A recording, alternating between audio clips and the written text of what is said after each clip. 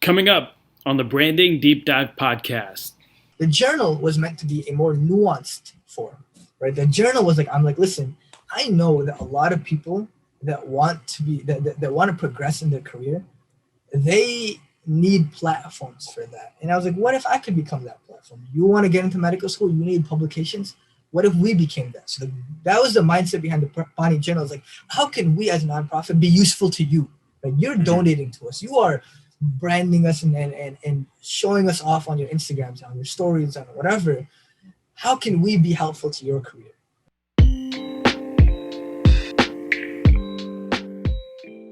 This is Ahmed Cheema, and welcome to the Branding Deep Dive podcast. If you're new here, on this podcast, we have in-depth discussions on what brands are doing well to drive customer loyalty, and how you can take those principles and apply them to your own brand. In this episode, we're talking to Omar Ilyas, who is one of the co-founders of the nonprofit organization Paani. We're going to be diving deep on the story of Paani and really dissecting what it takes to brand an international nonprofit organization. Before you continue listening, I want to make sure you know that this is part 2 of a conversation that we're having with Omar Ilyas. If you haven't heard part 1, go check it out because some of this stuff may not make sense unless you heard the first part of the story. Now, here's Omar Ilyas.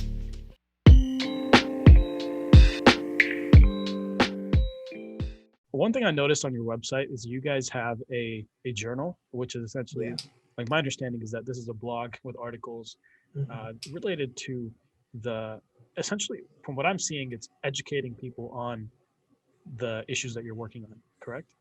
Yeah, kind And of. so, For the most part, it's like a mix of like people throwing their own. Like, the idea was we wanted people to find a way to be invested in Paani, because the biggest thing for any nonprofit, for anything, is like, can I be invested in your brand? Can I like buy into this? And I was like, listen, if I give you a platform to buy into it by you being empowered to write about your experiences, that's something huge. So like that blog, there's like two things: there's a blog and there's a journal. wow, okay. So that's what I was going to ask you. I was like, not necessarily. I don't see a lot of nonprofits with this kind of thing, right? Yeah, So talk me through this decision, what it means, and how the idea came about. So I have a background in writing articles. Like in the past, I've written for a lot of journals. I've done stuff like that. And even for like at the University of Michigan, there was this one journal I really liked. It's called the Michigan Journal of International Affairs, and I used to write for them. And what I realized because of that, I liked that organization, the Michigan Journal of International Affairs, way more than like an average student. It's because I felt personally invested because I could write for them. And I was like, what if we take that same concept and apply it to a nonprofit? Right? We have hundreds of email, hundreds of thousands, depending on the month, of emails or messages of people on the street that stop us and they're like, hey, like, we've seen like you're part of Paani, we've heard about your organization. How can I be involved? Like, how can I be of use? And the problem is that a lot of people don't have the skill sets that would make them specifically useful for like the parts that we need help in, right? Like a lot of the very specific nuanced finance things or whatever. They're not useless, but like the things that we're looking for. Yeah, it's a good way of putting it. It's all about how you brand it, right? It's all about how you word it. It's those English major people. Whoa.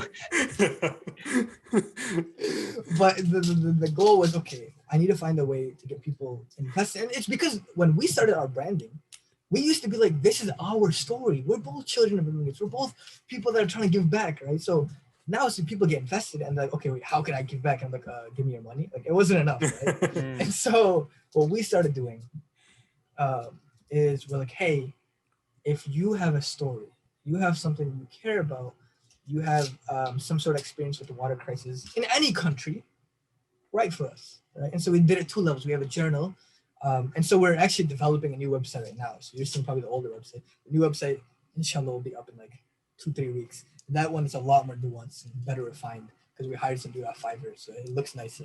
Beforehand, it was just us, and none of us have any experience. You have a public health kid and 2 Ross kids and a economics kid, so that did not work out too well for us.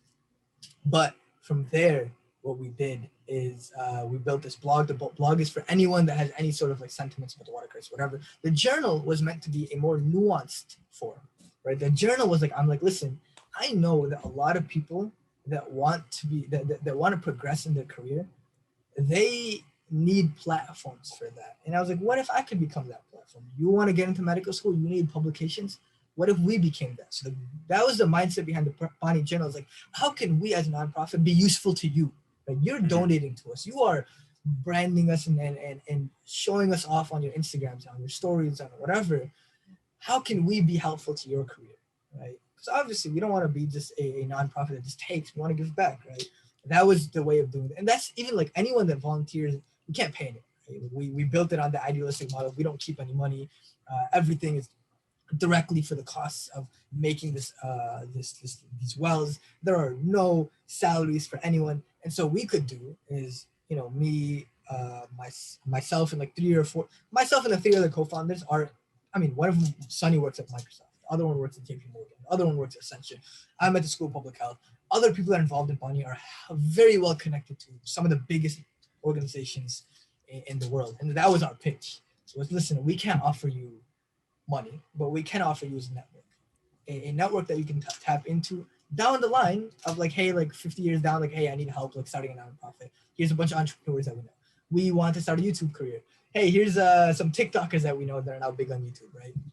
That was also important about like building our own Paani network, is that we have these people that we can connect others that want to be involved in Paani with. And so that was the point of the journal. Like, there's a lot of kids that are pre-med or pre-law that want to be involved with Paani. They don't have a specific skill set right now that is specifically useful to increasing our scale. But what they can do, which is like a win-win, is they can publish on our website and we can showcase that. And that publication is like very well researched. It goes through it. We have a whole editing team. It's all that, right? That was the purpose of that journey. What a creative way to provide value to your backers. Mm-hmm. You know, when at the end of the day, all you're needing is money. But I think it's a great lesson to kind of understand is find ways that you can provide value to those people that are supporting you. And this is an amazing way, especially given that you guys are on campus and you know that this is what students are engaged in. You realize this is what students want to look for. How can we become that for them? That's like such an amazing story. That was the beauty of being a student organization, is we could see that a lot of nonprofits started by people in their 50s. Right. Versus you have this young group, we know, and that's the thing I want to bring up right now. I just thought of this, is that because a lot of them are older, they rely on their friends or their friends' friends, and a lot of them are well established in their field, so they're able to be like, yo, give me like $10,000, and they're like, I will get like a few people, do a dinner in the basement, give you $10,000, right? We're like, these young people that are investing in us. They are, from our perspective, also like an investment, right? Like, because 10 years down the line, they're going to be successful in their careers. And these are people that they don't have to be our friends. Right? We don't personally have to know each and every single one of them, but they've built their reputation. They've begun to trust the brand. They've seen the results of the brand. And 10 years down the line, 15 years down the line, whenever they have money, that means the first place they think of, like, oh, wells or humanitarian aid, Paani, bam. Because they've seen us from our infancy and they see us continue, right? That was the point of that. How do you build that long-term support is get them at their roots. and this makes it sound like I'm scheming, but like, you get people to invest in you when you're like young and you grow together, and people care way more. I think it's another thing to keep in mind is you have a tribe, and not necessarily everyone's going to have the skills you need to run your business, right? Yeah. But finding a way to get them and to be an active part of the story, not only does it get them even more bought in, but it also gets you like free article. You know what I mean? Like, now they get stuff that they can do for you. Like, you're giving them, now they feel like they're part of the story. You know what I mean? So I think the lesson that we can all take from whatever business organization, whatever you're running, is that find ways for your tribe to be involved in the story. Right. And so then they'll push the story to their friends, their parents, et cetera, et cetera. And I wanted to talk about attracting talented people. One of the things I noticed on your website is you guys have, like, it's pretty impressive. Like, you guys are able to, it seems like, from what I look, like, my perception is that Paani is like the student or the nonprofit that students want to work for, right? And it's clear you're not offering any money. And I think you already touched on this with that last answer, but is there anything else you guys are doing to make Paani attractive for undergrad students at these? I think I saw someone from Columbia. Yeah, they're from a few different universities, Wayne State, a few other Michigan ones. Yeah, it's not even just limited to University of Michigan. Which, if it was just Michigan, I would say, like, I guess you just talked them into it, of course. But now it's like the brand is expanding and different universities are getting part of it. So how did you guys build that? Build a machine that is really able to attract young, talented people? It's complex, man. So it's the way we built this brand to get people invested. One is we're young, right? So people trust us. Right? We're like it's like your boy starting a nonprofit. Like, oh, that's cool, right? So there's that like initial like, oh, like he's young like us, like he'll understand like whatever, right? So that was like a small thing that got the foot in the door. But then the problem is like we're also young. So they're like, wait a minute, you might be our friend, but you're young, you probably don't know what you're doing, right? So then that's where like the substance comes in. That substance you've been building, you're like, listen, bam, here's what we've built, here's what we've done, here's whatever. And that's like the first piece is like, hey, we're friends, we're in this together, we both have the same goals. We both want to help the world in some capacity, we're both young, we both are being raised in an environment that is not the best right now in America and across the world. There's got to be some way we can give back. You tap into that. There's not a single young person in the world that doesn't see like any of the atrocities happening across the world that isn't like, I want to do something, right? So you tap into that innate thing. And the biggest problem that a lot of people face is they have the desire to help. They don't have a platform that can connect them to people that can help. And we're like, we can do that for you. We can be the platform that connects you to these people on the ground. We can connect you to live updates of what's happening in Pakistan, what's happening in Iraq, what's happening in Palestine or in Jordan, because we have people that have done work in those areas, right? And maybe in like part 2 I can talk about it, but we've done work in Iraq for that. We've done work in Jordan. We've built, like, we did some work with refugee camps up in like Jordan. We did some work in Iraq. We did some work in Jordan with a school.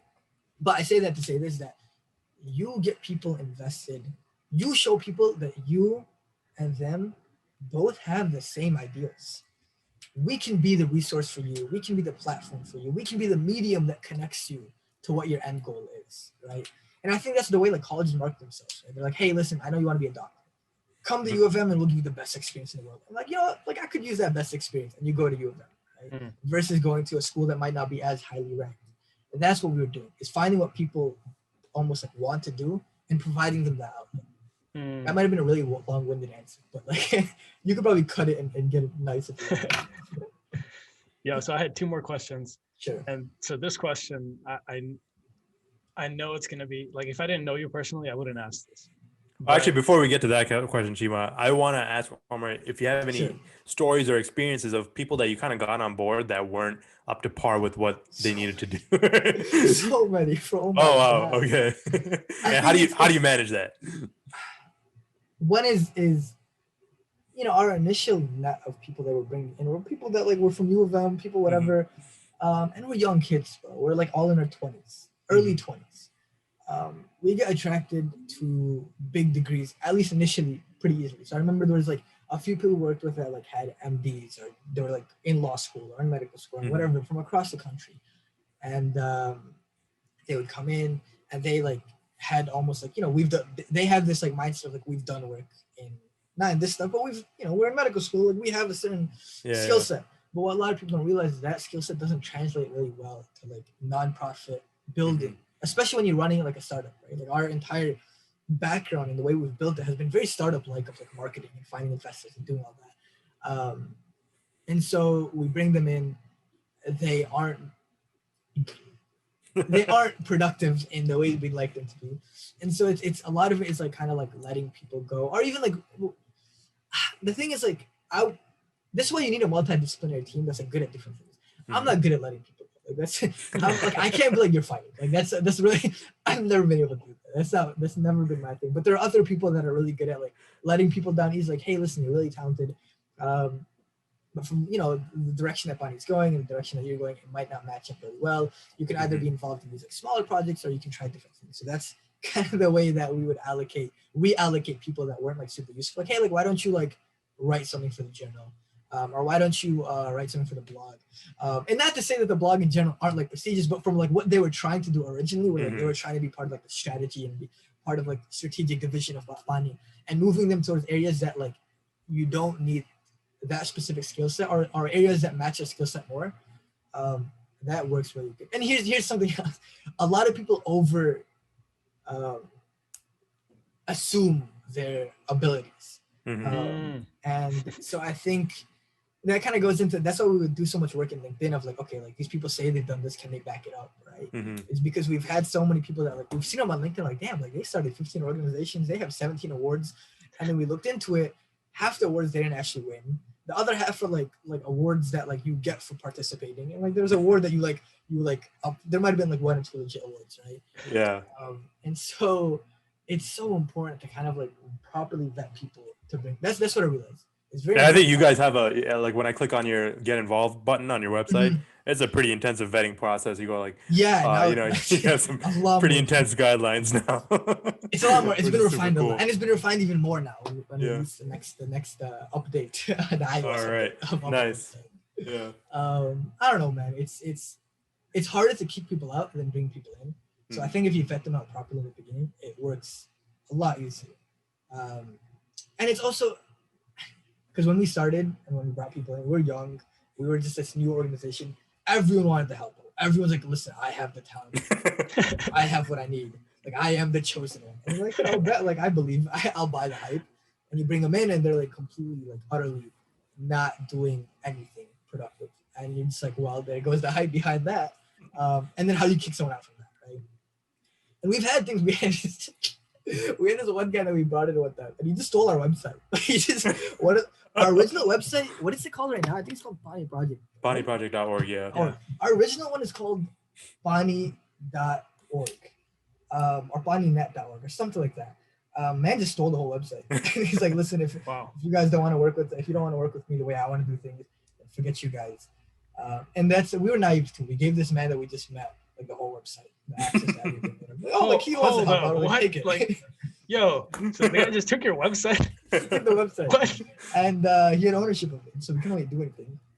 We had to wait for it to expire. The original website was PaaniProject.org, and he took that one. He took the domain name for that for a while. And we had to wait for it to expire because we had bought it. I forget the whole details of it. Like it was just like way in the beginning when we started. Like it expired, and then we had to buy it, and it was like a long process. But we ended up getting it back. That's crazy. It's really when you start off, everyone pitches them to you like they're the most trustworthy person. You don't have a lot of people you work with. You just started. You don't know who to trust, who not to trust. You're like, yeah, I'll take a chance on you. Yeah.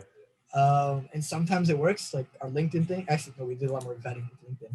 And a lot of times it just doesn't work out. Right? That's hilarious. The behind the scenes of a nonprofit organization. Yeah, dude. It's a lot more. There's a lot more struggle than people see. Yeah. All right. So dudes doing websites. One thing I really wanted to ask, and this is like, feel free if you're not comfortable answering this or you don't want this on the record, we can cut this out after. But I did want to ask. So you mentioned you have a Pakistan team, but how come they're not on the website? We see all of these individual profiles. We see all these Michigan elitist kids that are already like elitist. You know what I mean? I think this is a really good point. I think there's 2 things. One is we have the main guy from Pakistan on the website. He should be on there, right? Mohammed Bozdar. He should be. I don't know if he is, but he should be. He's on the new website, whatever. So he's on there. But then his team, we didn't put them in the website for 2 things. One is like they had their own website that they want to be a part of. And the second thing is that we didn't want to confuse people too much with like, wait a minute, these are the same people from this other organization that does work. Is there some sort of brand merging? Is some brand confusion? So we did it more from a branding perspective, where we're like, okay, we throw a bunch of people on the website. It might confuse people. And the thing is, a lot of people will do a deep dive marketing. They'll do a deep dive on our website and like, where's the flaws of this, right? And so to prevent that, we left them on their website, and we have a marker that says like, here are the partners we work with. One is like FRDP, the Food Fast Food Development Program, and that's headed by Mohammed Bozdar. So he's on our website, and then there's a hyperlink to click onto his website, so you can find the other people that do the well work from there. Okay, that was the nuance behind it. Yeah, that's good. That's good. I think it's good we got that on record. No, we didn't want to screw over Pakistanis. I was like, and then the last thing that I had that I really wanted to make sure that I asked today before we get to episode 2 or part 2, whenever we do, is I've known you for a while now. And my perception that I have of you is like, this guy's always vibing. You know what I mean? Like vibes is your thing. You know what I mean? Like 100%. The dude is always like just chilling. You know, not like not in a bad way, like in a good No, way. Like, definitely. I feel it. he's always having a good time, always like, he's a fun guy to be around. Mhm. Now, my question is, was it difficult for you in the initial stages to break from that personal brand that you have of just being a vibes guy to like, now I'm a nonprofit guy? Or was it like how was that? Did people perceive you as like, hey, Ilyas, dude, relax, what are you trying to do, man? Just vibe. Yeah, man, that was a. I think there's two things. In Ann Arbor, before Paani, I had a project with the prisons, and I did some work with like refugees. So there was like some element being formed, like, oh, yes, it does other stuff, but like even while I was doing that stuff, I remember I was like the brotherhood chair for like the Michigan Muslim Student Association, and so my entire like brand was vibing. Let's vibe. Let's get people together. Let's do whatever. And I would throw these like socials at the brothers' apartments, and I'd do all this. It was very much like, guys, I want to vibe, and I liked that as my personal brand. And so I had this weird like, yeah. Go ahead. Hold on. So you're saying, I didn't realize this. This is me just looking as an outsider. So you're saying that the whole vibes strategy was a marketing play for your Muslim Student Association, correct? Yeah. I mean, I was like vibing beforehand. But I made it. A lot of people don't know that, but I made it. Yeah. I made it. I refined it a lot, and I made that like me. During the MSA thing. Because like we had the banquet, and it got to the point where for the MSA banquet, we literally called it like there was like an iteration that's out somewhere in public that's where it's called MSA banquet vibes. Like that is like the whole thing. Because I was like, it was me and this other girl that were like running or taking point at least for the banquet. So that personal brand was huge, and especially like I didn't want to leave that brand either. Like it's YouTube. Like if the whole YouTube thing works out, whenever I do post a video, it's coming, guys. Shout out. But like that vibe thing is very essential, I feel like, to that, right? So it was weird because I liked having the vibe brand because of what it meant. People thought I was more approachable and made it easier for people to connect with me. I didn't want to come off it because I think a lot of people that end up starting nonprofits, they do a lot of work on a bigger scale. The first thing that happens is they become inaccessible. Like people are like, oh, like I don't want to talk to him. Like, oh, he's probably busy. Or oh, he wants to do this, whatever. And I remember when I was starting off, there were people that were involved in those spaces that I was like, I'd love to reach out, but like, I don't know how they're gonna perceive it. They might be busy, whatever. I mean, I still anyways, like, who I am. I guess, like, hey man, how's it going? Tell me about your work. But like, for a lot of people, I didn't want that to be a barrier. Right? Like, I don't want to be like, I want to learn more about Paani, but like, they look like some tough looking dudes. They look like thugs. Like I didn't want that to be the perception, right? So the way I kind of merged it was when Paani was starting off, and this is huge. I think a lot of people don't realize this.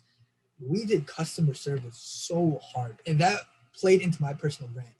Every person that messages us on Instagram, and there were so many, we personally responded to every single one. Any person that had a single complaint about our well, we went out of our way to jump on a phone call with them. I remember there was one person that was like, hey, like I'm just, I don't really believe fully that the wells are being built. So then what we did is at the end of each well process is built, we released 30 pictures of the wells. Not just of like the well done, of the process of the well. And then like, well, what if the water's not good? Then we started releasing water quality tests. Like, what if the pictures are doctored? We started releasing videos. And then like, you know what, screw it. If you guys don't trust us, we will offer for you to visit your well. You have to pay for everything. I'm not about to pay for your plane ticket or for your ride there. But if you can somehow end up driving down to Mirpur, Sindh, Pakistan, you can see the well and we'll show it. And then people are like, oh shoot, like that's legit, whatever. And then it would have been crazy if you were willing to pay for their flight. Yeah, but we ain't got money like that. That would have been crazy. But I think, and even then, like if someone like there was one time where someone's like, I can't make it, but I still want to see if it's true or not. I don't believe the video. And so we literally did a live video call with like someone in the village. We had one of our guys go down to the village, live videotape like the well, and then like live videotape like the other person.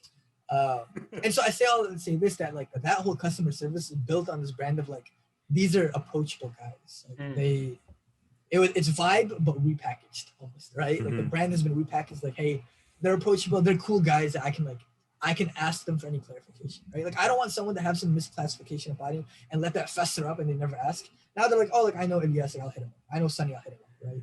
So that was the merge of it. But to address what you were saying earlier, it's hard to be taken seriously, and that's the entire personality, right? Vibe is like you. It's like, okay, nonprofit, sure. So probably taking that money to buy, like, I don't know, like Coca-Cola, so you can throw a halal banger at your apartment, something like that, right? Yeah.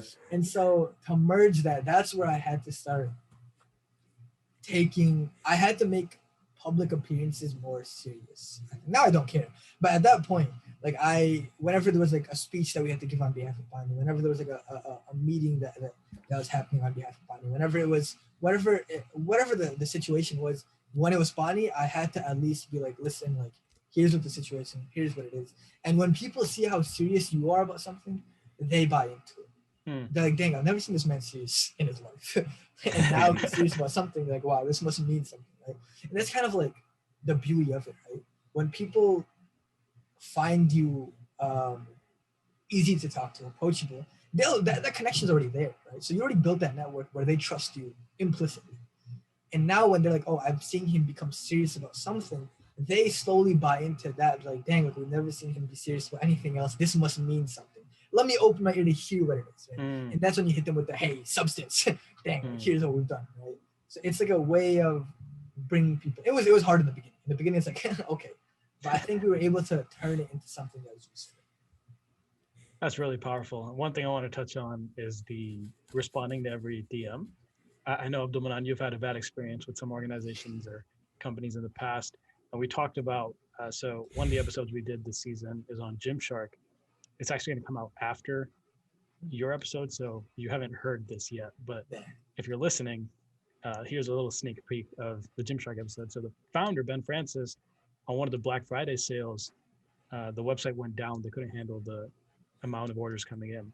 So he hand wrote 2,500 letters to all these people and gave them a discount on products, right? And so that's kind of like the level of detail, the level of care involved in earning trust that you have to have, you know what I mean? So especially in your space where you're a nonprofit, like having that level of customer service, going the extra mile and showing that, hey, this is actually legit, it goes such a long way. Because not just is that person now like at ease, like this person is now comfortable telling other people that Paani is a reputable organization. They did a live video call with me. It's legit. You know what I mean? So yeah, in this day and age, it's so hard to find things that are legit, that are actually match up to what the hype is about. You know, nowadays it's so easy to build hype, but to actually have substance is it's rare, right? So I love this discussion. I'm excited for part 2 of Demand. I mean, just to be crystal clear for the audience, like we talk a lot about what are called touch points on this podcast, but basically anytime you as a company are interacting with your client, that's considered a touch point. And customer service is one of the biggest touch points where you can either, shoot your brand to the sky or you can shoot it down. And that's what we see over and over again in those companies that are maximizing on that touch point, which is customer service. And why it's important, I think, especially in the nonprofit space, is like sometimes organizations get so caught up in finding new donors. But if you can just focus in and make sure that the people that you already have and convert them to lifetime donors, you don't have to put as much energy in reaching out. You know what I mean? Yeah. Sometimes, if you just double down on what you have, it'll do more for your brand than actually, all this effort you're putting outside. No, 100%. And I think we like any person that's donated, we send them an email like Ramadan or Eid or hey guys, how's it going? Hope you're having a good one.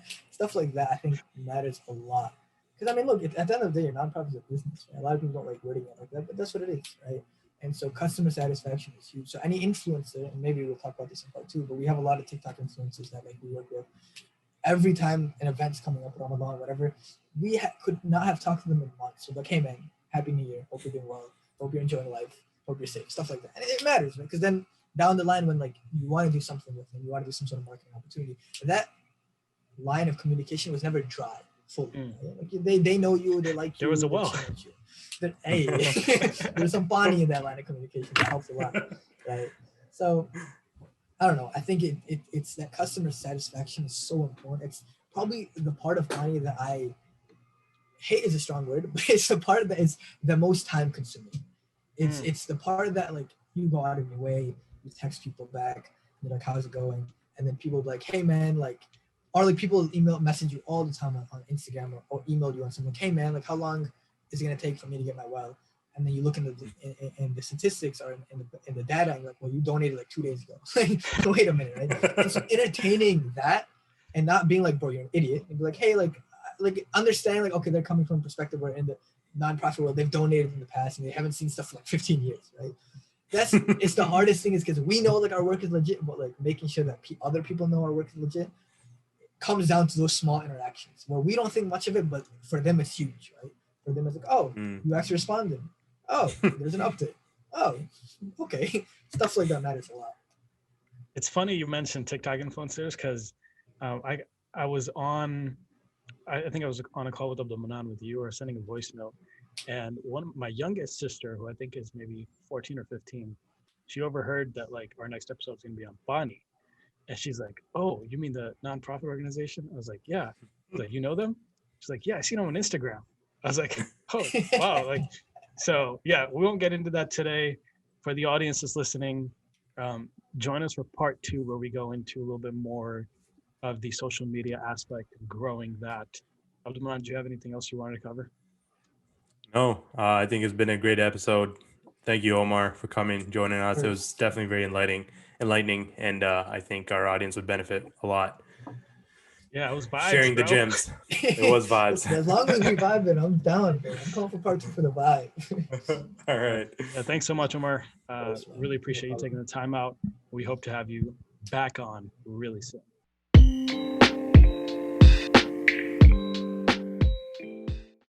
I'm not going to lie to you guys. I had no idea how much work went into building this brand. That was a really insightful discussion. I have some key takeaways for this episode, but before we get to that, I want to share a clip from our discussion with Gerard Huck on the Los Angeles Lakers. Likewise, LeBron, he went into LA to win rings, obviously. One thing, we already talked about the success. 2, he wanted to build his brand, whether it was with Clutch Sports, Rich Paul, whether it was with Blaze Pizza, or more so, whether it was with his HBO content, The Shop, whether it was Space Jam. You're not going to get those opportunities in a different city. Maybe New York, but not to the extent of LA. So LA gives you that opportunity to market yourself, or people will reach out to you to market. There's rappers who are always doing music videos. There are movies that are always being shot that need extras or guest appearances. That whole entertainment industry being there, that itself is going to make even the most average player relevant.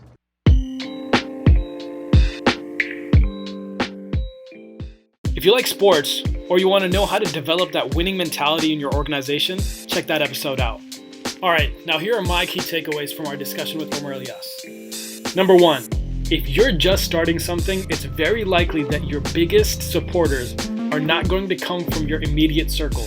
So get really, really comfortable cold calling, cold emailing, reaching out to people that you don't know. And number 2, find out how you, your brand, your organization can serve your supporters. Find out what your supporters are trying to do in their careers or in their lives, and build a platform where they can contribute. And as always, I want to make it abundantly clear that we really appreciate you listening, supporting, and providing feedback. It means the world to us. Thank you. We'll see you next time.